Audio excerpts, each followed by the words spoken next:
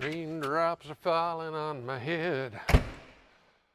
Literally, raindrops are falling on my head. And again, why are you standing here in the dark? This thing here is like, see how that works?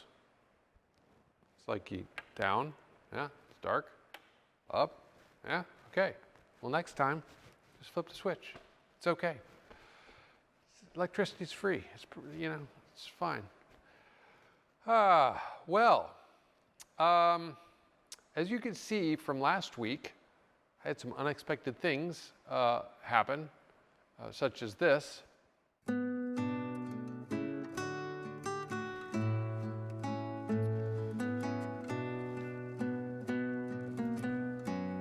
It'll buff out. Yeah. So I got some work to do. My beautiful and lovely assistant, who I'm also married to, well, she's having to take kids to work and run them around because they don't have a car right now, because one of them, who will remain nameless, decided to go off-roading one evening. So, yeah, I've got to get it at least driving. It doesn't have to look good. Probably put headlights in it, because there's pond water just in it. I might have to put a starter in it. It was submerged and seems to not be operating. And I'll show you this too. You might notice just, a little, we can just pound that back. But this back tire is, I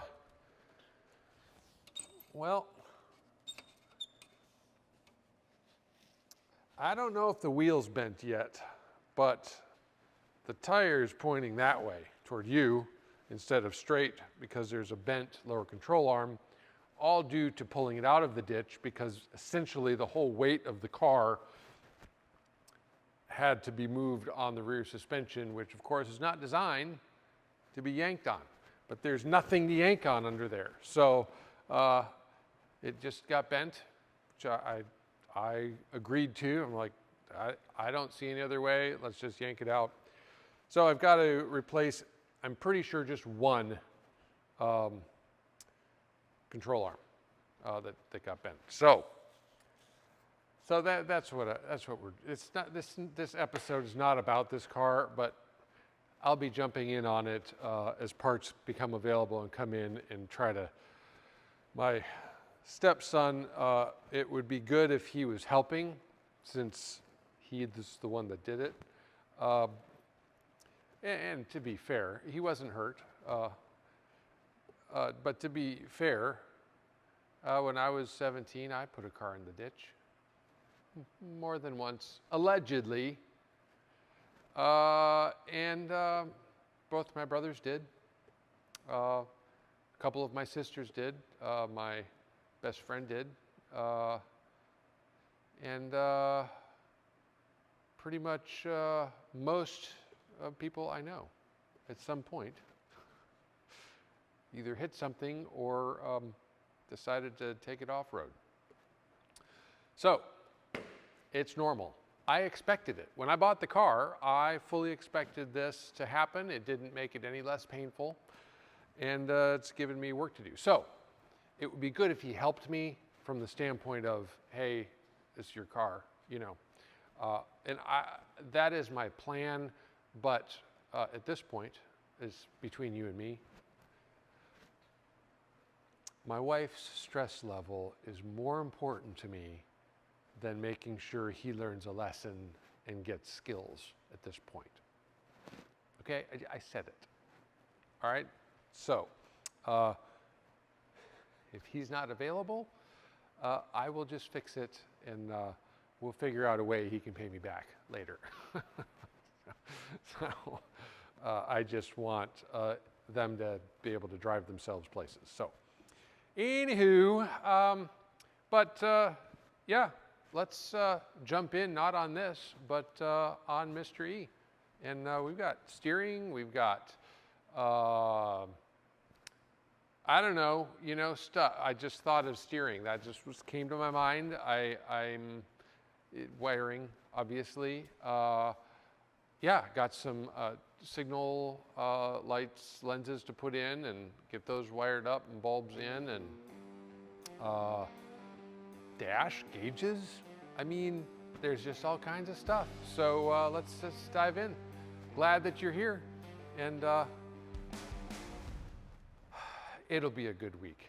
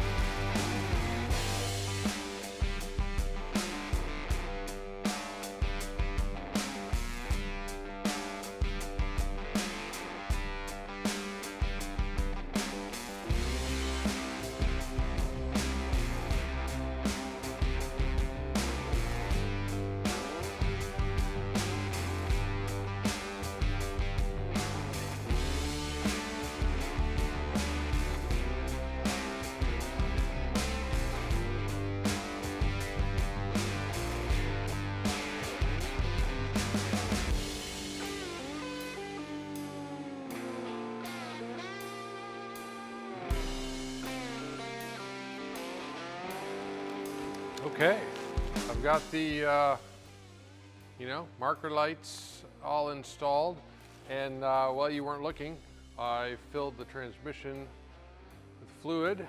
So the brakes are filled with fluid, transmission is, the engine is,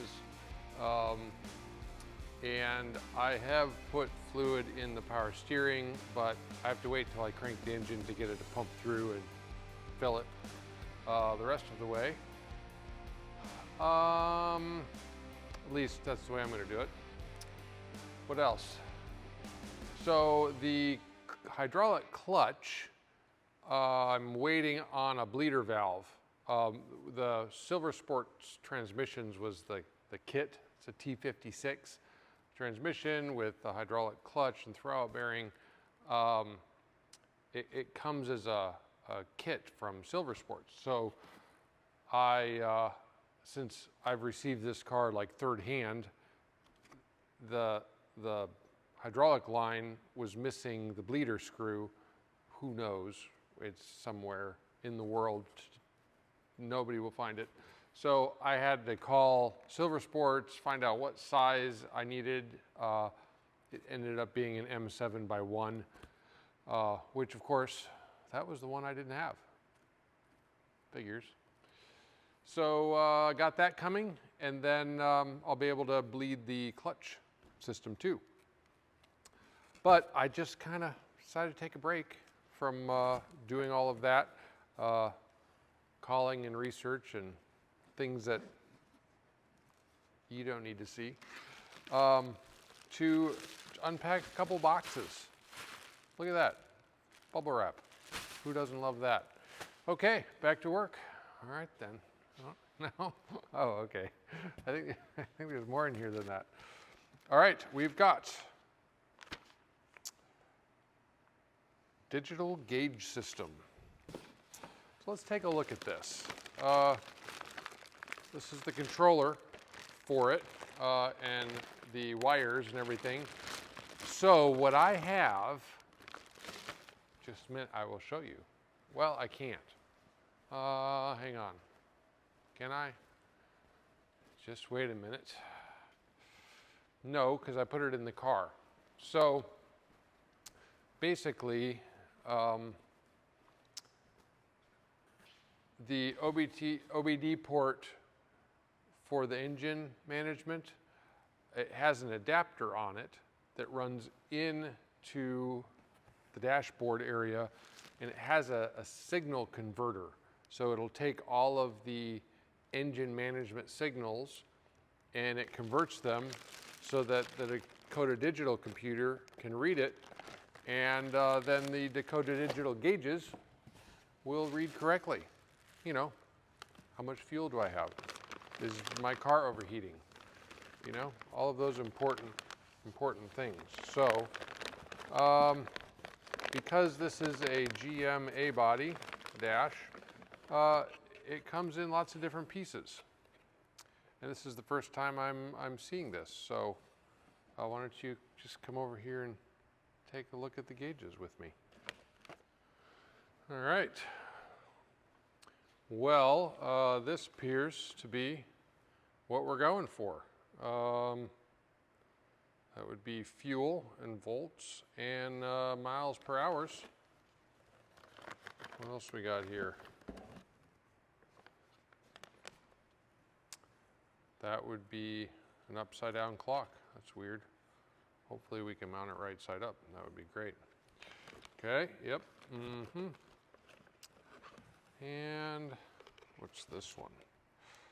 Tachometer with temp and oil. Pretty basic, you know. I'm assuming it's oriented something like this. I haven't actually seen a 69 Chevelle dashboard for a while, so I can't remember. There's a lot of dashboards to look at. So this makes sense to me, but I can verify, kind of, because in this box, here, help me lift this one down. Okay, let's be careful with it. Thank you. We have a replacement instrument panel for a 69. So let's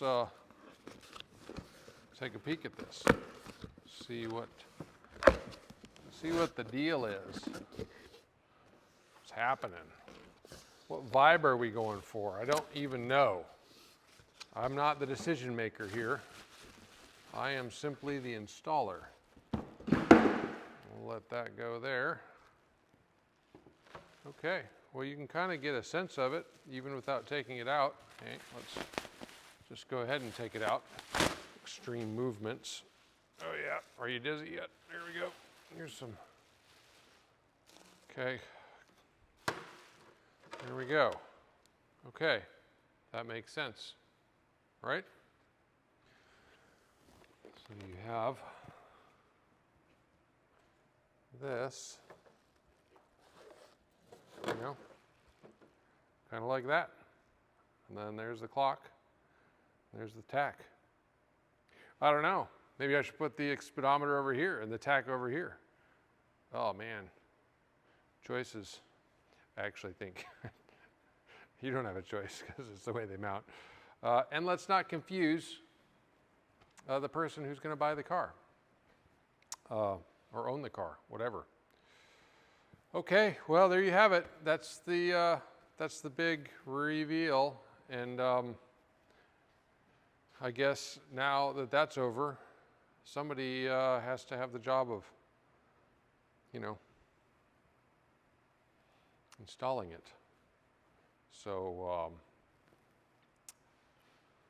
yeah, I guess every time there's a job to do in this shop, I don't know if you have a problem with this where you are, but it's like the room empties. And I'm left standing holding the parts. So, it's kind of like when you, you know, if you sit down to a meal with your family, and it's like the kids come and eat, and maybe they complain about it, maybe they don't. And then you look up, and they're gone. Like, hey, we have cleaning to do.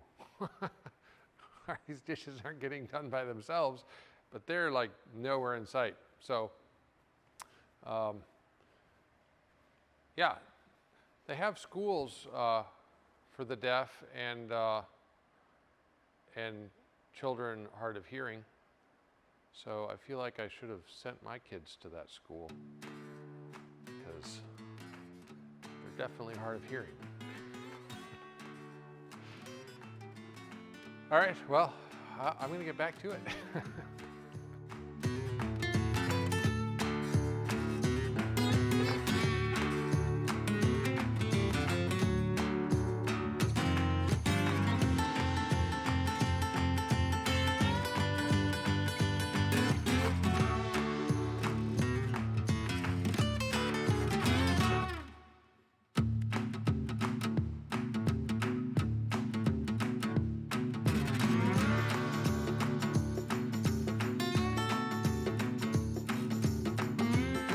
Well, you saw me starting to work on bland over here and showing, you know, the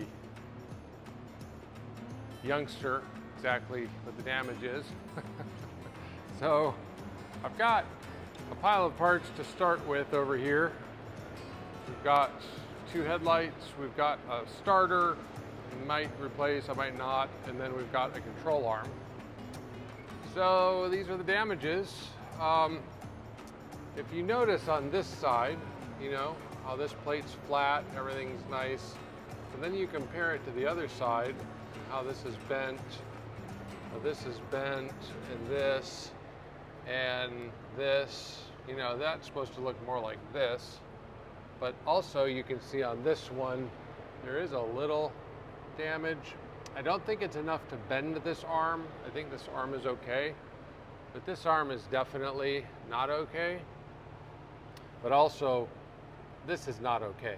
So I had to take this arm off, try to straighten this out the best I can, and put the new arm on. Yeah, I think it will be okay. I believe it will be safe once I get done with it.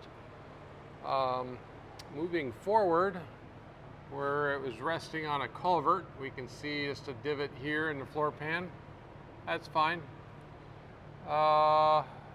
This is coming off, but I have the clips. I just have, it's pinched right there, so I just, once I get the car down, I can reclip that up.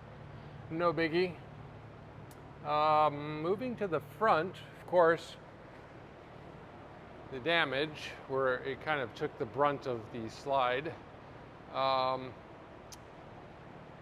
You can definitely see, compared to this side is pushed in and bent. So I don't believe the airbags didn't go off. I don't believe there's any structural damage. I can see, well, it's going to be hard to see in there, but there's some bracketry in here that I can see is pushed a little bit, but no leaks, no problems there. So the starter is just clicking, but also, well, let me get a light, okay? Because if I knew you, you can't see in the dark. And I'm pretty sure I know that. How do you like that? Anyway, sorry. You can see up there the rust that is evident on the starter terminals. The front of the car was, you know, in the water, so I'm guessing the starter was also sitting in the water. So I don't see great, well, okay, there's a water line right there. You might not be able to see it, but there's a water line right there.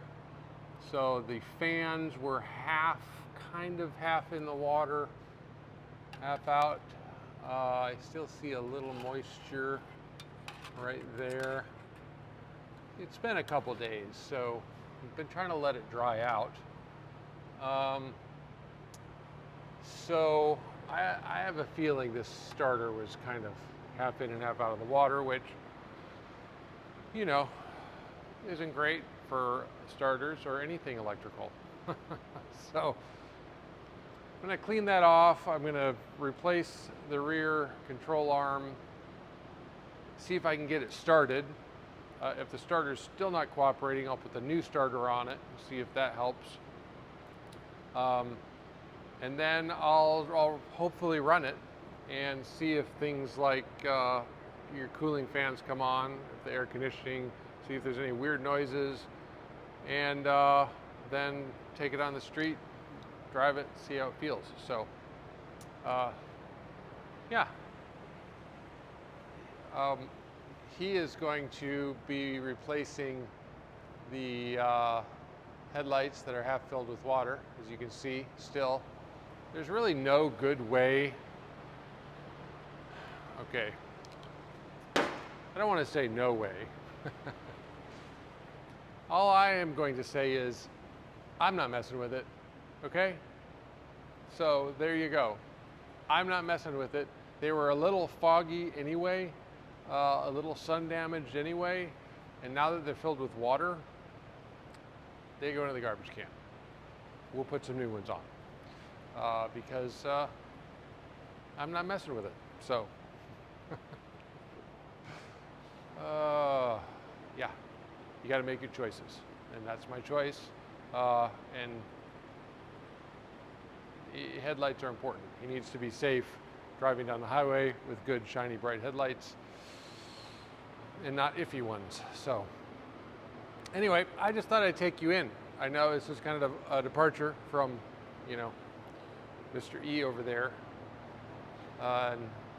You may forget this last 10 minutes completely, just because, you know, as you can see behind me, the lift is totally empty and has no car on it, because it's kind of the uncar. But it's his and he likes it, and it was a good car, and I think it still will be. So anyway, yeah, just hang out a bit, see if I accidentally get something done, get my empty lift empty again so I can get back to other things.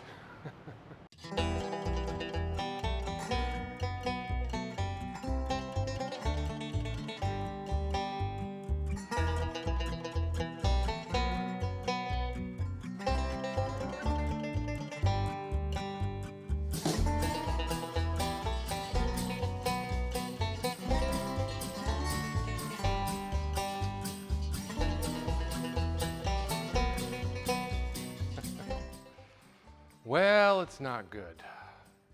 Bland. Well, Bland is fighting me. Speaking of not good, but actually working out, I guess,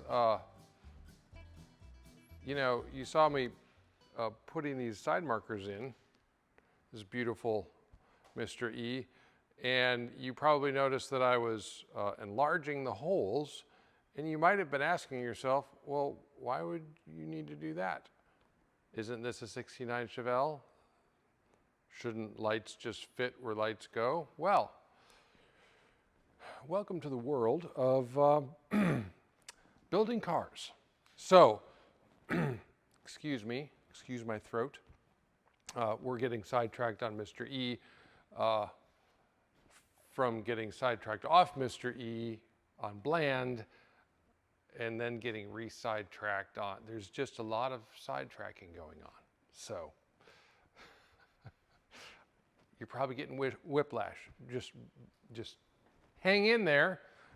I just have random thoughts and I'm gonna share them. So Mr.E, you know, shiny, newly built, etc.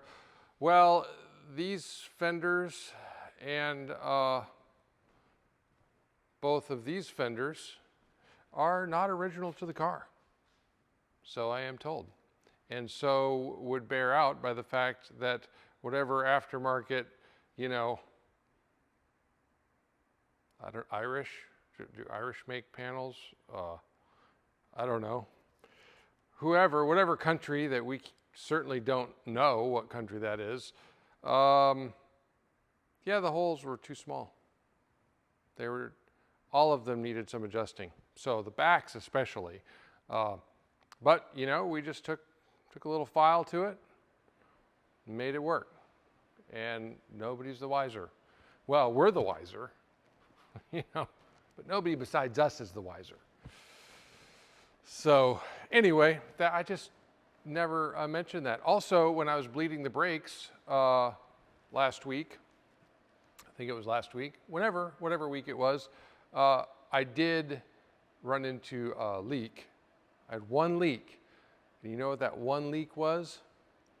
The one leak was the fitting that I had to flare under the car. All of the other fittings I was able to flare on my flaring tool on the bench. That one, there was no way to do that. So I had to flare it under the car. Not saying it was a bad flare. I'm saying it was not as good a flare. So I just tightened the fitting down, stopped the leak. So I guess it was good enough, wasn't it? Anyway, let's get back to bland, because sooner we can get back to bland, the sooner we can get back to Mr.E. So, the bad news. I took the old starter off because it was still clicking. I couldn't tell if it was engaging, and I could tell that it had been underwater. And so I just thought, let's be safe. Some of these connections were loose and corroded, and I cleaned them up. It still didn't work. Turns out that the starter's not the problem, but I still feel good having put a starter in it, unless I just wasted my time because of the next thing. So the next thing is I'm getting engagement, but it's not turning over. So I took the inner fender out so I could access the crank pulley, and I put a wrench with a breaker bar on it, and it's not turning. So this engine is locked up for some reason. Whatever. If something broke inside when the car slid sideways and abruptly stopped in the ditch, or did it possibly ingest water? So I pulled all the plugs on this side to start with, and you know, that one looked good, that one looked dry. This one, well, this one looked a little dampish. I don't know if you can see that. It's been sitting out a couple minutes, but you can see if it will focus in there. And I also took out one plug on that side, which is well, it's still in the holder. So I'm going to yank out the other two plugs, but after doing those, I got to thinking about the car ingesting water. You know, obviously the nose of the car was in water, but the air box is way up there. I guess it didn't really cross my mind that there might be water in here until I started looking into it.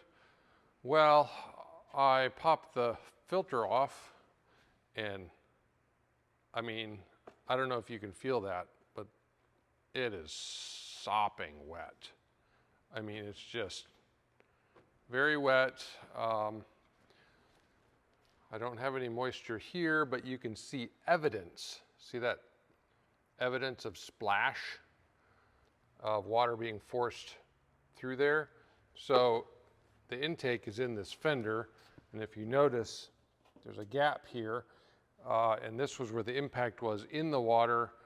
It's very possible that the impact splashed water and it sucked water in. Now, the engine immediately died. It immediately, and he tried to start it for some reason. I don't know if he thought he was going to back it out, but he tried to start it and it just clicked like it was doing, like it did for me. So my guess is it might have hydrolocked. I don't know. Anyway, so I've got WD-40 in these three. I'm going to take those two back ones out, check the plugs, put WD-40 in there, let it sit. then I should have no compression at all with the plugs out, and I should be able to turn that crank pulley. So you and I both know that it could be worst case, and this engine is toast. Yes, that's too bad for him. It's too bad for me. It's too bad for his mom. Which means it's too bad for me. Anyway.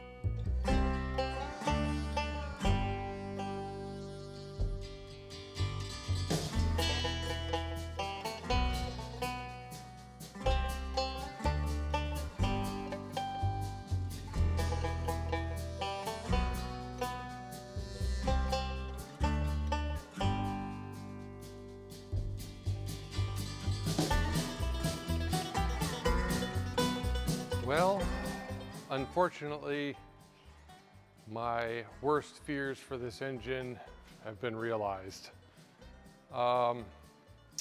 So I decided to go ahead and loosen the intake because I noticed that when I was trying to figure out or trying to manipulate the throttle, it was sticking pretty bad.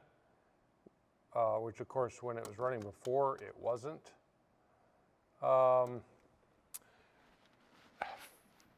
You know, you had what we talked about earlier, the wet filter, the spatter that you see of pond water coming in, that sticking throttle.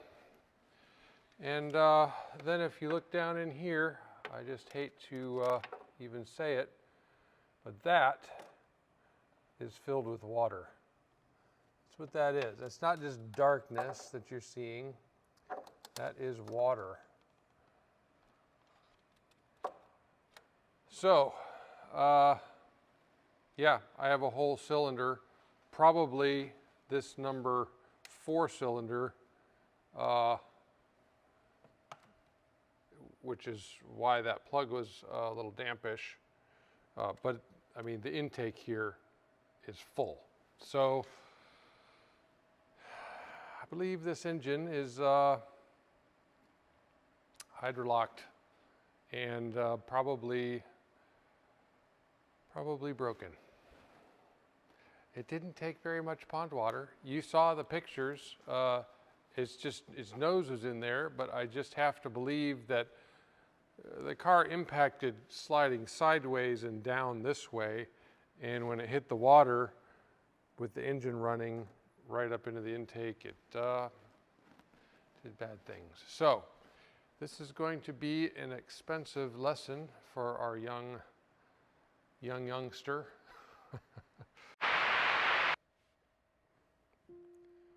Welcome to Long Stories with Eric, the part of the program where Eric tells a long story.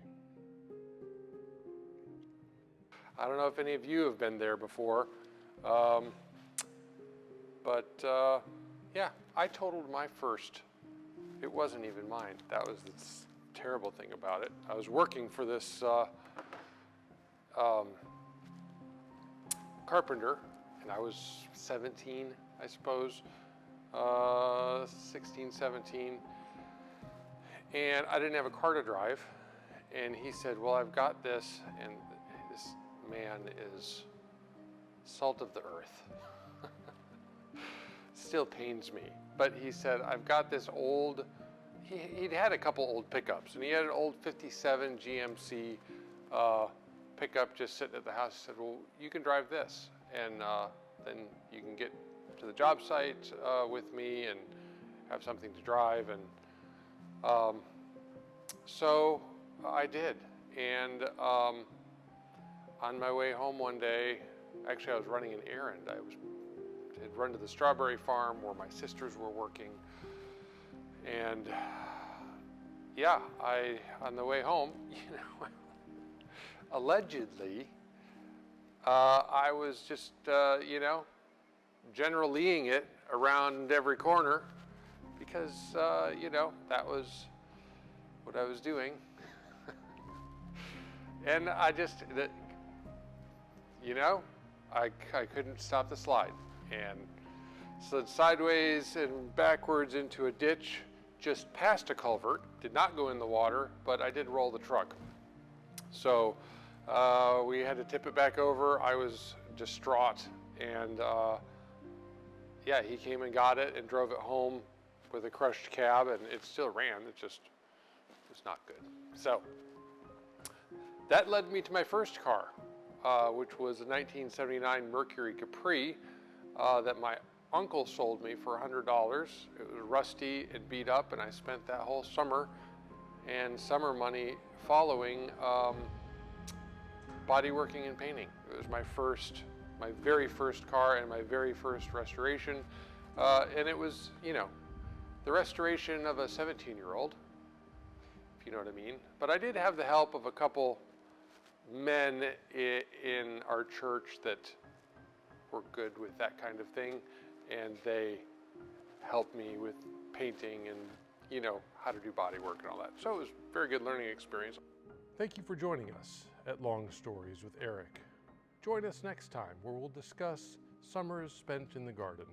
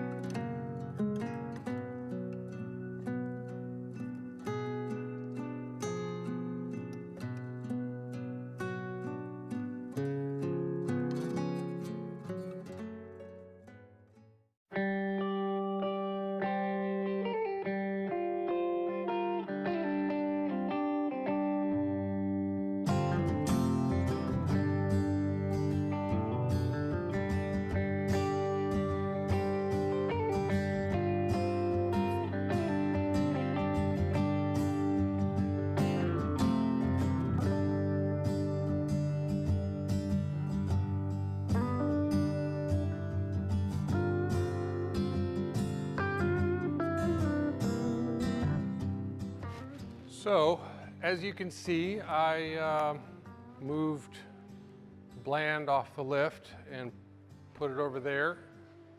Got Mr.E on the lift so I could start bleeding the master cylinder and, what's that? You don't see Bland? Well, it happens. I mean, it's kind of a forgettable car. So anyway, so that went pretty well. And I am waiting on my metal for making the steering bracket. What? Well, I'm pretty sure it's there. Or maybe I moved it outside.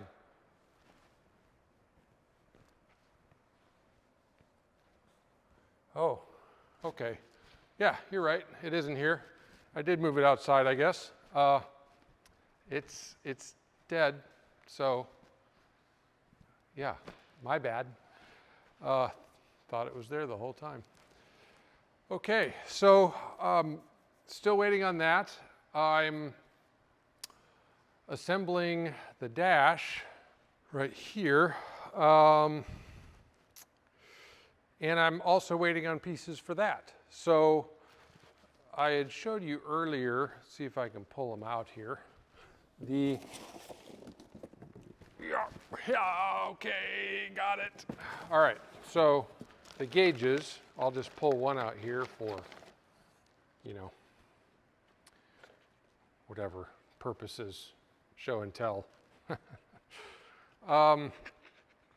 You know, it's supposed to mount here, but the factory gauges have a, I don't know, a metal housing that the gauges themselves bolt onto, and then that housing bolts onto here. And it has things like, for your turn signals, it has the green, you know, plexiglass or whatever. It has your shift indicator, which I will need a block off plate for that since we have the Dakota Digital, you know, it's in there. So I would like to assemble this, but I can't because I don't have those things. This, of course, is where your vintage air will go, you know, that goes there. Above here is a vent and below is a radio. And as per the label, lighter. Everyone needs a cigarette lighter because, you know, we love smoking while we're driving. So you don't want to be without that. So I am missing some key things because this car was brought kind of in pieces and kind of with not the original pieces. We don't have, as far as I know, I have reached out to the owner, we don't have all of those pieces that I need off of the old dash to put on the new dash. So I've reached out with a list of things that I need for the dashboard to assemble it. So again, I can't really run the wires or the vents until I have this assembled to put in to see where everything goes. Can't do that without those things. I have got a whole list, but I'm kind of at a standstill here. So if those things don't show up shortly, we're going to just end this episode. I have also ordered the parts for the head gaskets for the Centurion. The customer decided to go ahead and do that. So yeah, when those show up maybe next week, we'll do the head gaskets on that, and so on and so forth and whatnot. So yeah, just hang out a bit. We'll kind of see where we go because I'm not sure yet. All right, well, I just never know quite how to end this. Segments are, I'm not good at the segment, the ends. I don't know. Where am I going?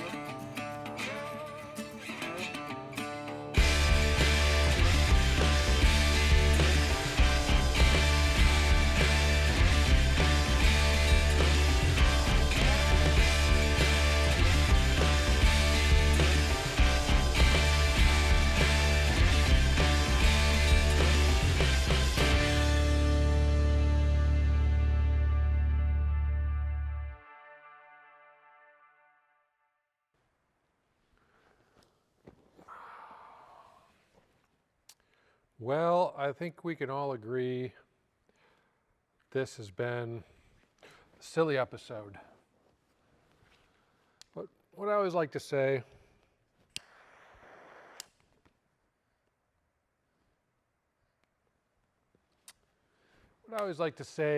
is something I made up many years ago out of my own mind with no help from anyone. And that is, when life hands you lemons, you need to make some lemonade. Preferably with maybe a little vodka in it. And have a few friends over, and pretty soon things don't look so bad. I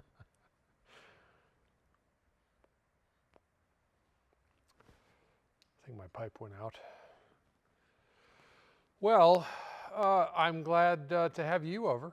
You know, it's been kind of an unexpected week, and just silly nonsense, but it makes me laugh. And really, I am the person who is most important when it comes to whether I'm laughing or not. So. Well,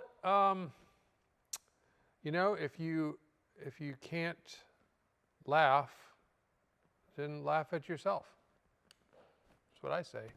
That's another saying that I made up all on my own. Well, that's going to conclude this episode. We've got bland outside. We've got the steering and plugs and wires and whatever other nonsense. We're still waiting on dashboard components. It looks like I've only got a couple more weeks with this car before the owner takes it and starts working on it on his own. And who knows what else will show up. I mean, I do, because it's my shop and I know it's coming, but I'm just saying that like, you know, an expression, who knows? You know, I'm not saying there's no answer to that question. I'm just saying who knows. Anyway, who knows if you'll be back next week?